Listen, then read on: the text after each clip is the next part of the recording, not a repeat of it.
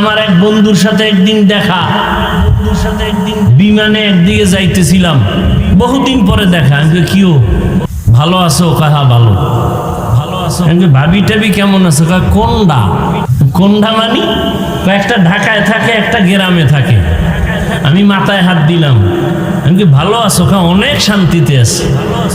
আমি 2 মিনিট যখন কিছু কথা বলা শুরু করলাম, তুই তো স্টক করে মরবি। কেন?